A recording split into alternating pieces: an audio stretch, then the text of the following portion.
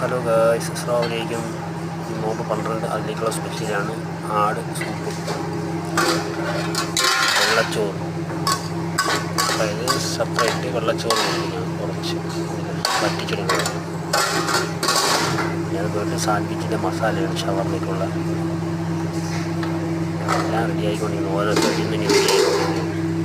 ഇത് ആട് കറിയാണ്, ആടിനോട് ആടിൻ്റെ കറി, പച്ചക്കറിയൊക്കെ കൊടുക്കുന്ന കറി. അത് കഴിഞ്ഞ് മാറ്റി കുറച്ച് മക്കീസും വയ്ക്കുക.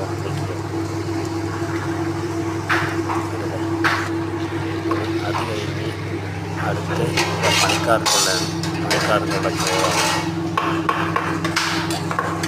അതായത് റെഡ് പുലാവ്, കളറ് ഇട്ട ചോറാണ്. ടൊമാറ്റോ സോസ് എടുക്കുന്നത്. അടുത്ത് ആട് ഓവനിൽ കയറ്റിയതാണ്. ഇക്കാലത്ത് 2 ദിവസത്തിലൊക്കെ ഇങ്ങനെ ഓവനിൽ കയറ്റി കൊടുക്കും. അത് അവർക്ക് ആട് നല്ലോണം ചുവന്ന് കിട്ടണം. ഒന്ന് ആട് പുഴുങ്ങിയെടുത്തതിന് ശേഷം, മസാലയൊക്കെ ഇട്ട് പുഴുങ്ങിയതിന് ശേഷം ഓവനിൽ ടൊമാറ്റോ സോസും കുങ്കുമപ്പൂവും എല്ലാം കൂടെ കലക്കി ഒഴിച്ച് ചൂപ്പിച്ചെടുക്കും. ഇവർക്ക് ചുവന്നിരിക്കണം ഇറച്ചിയൊക്കെ, കിട്ടില്ല.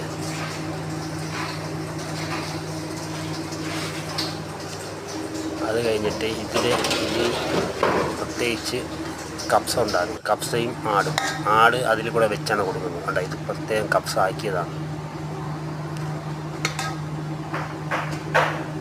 ഇനി ഇതിൻ്റെ കൂടെ ഞാൻ ആടൊക്കെ നിരത്തി വെച്ച് ചോറൊക്കെ ഇട്ട് കൊടുക്കും. അത് ആട് കപ്സയാണ്.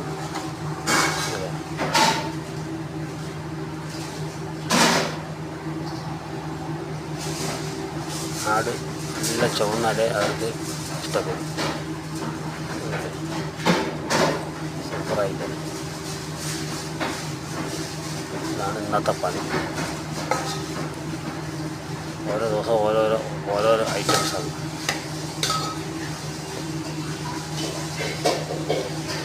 ഈ ഡെക്കറേഷനൊക്കെ വെച്ച് കൊടുത്താൽ അത് കാണാൻ ഒരു ഉഷാറ്. നാരങ്ങ, ക്യാപ്സിക്കം, തക്കാളി.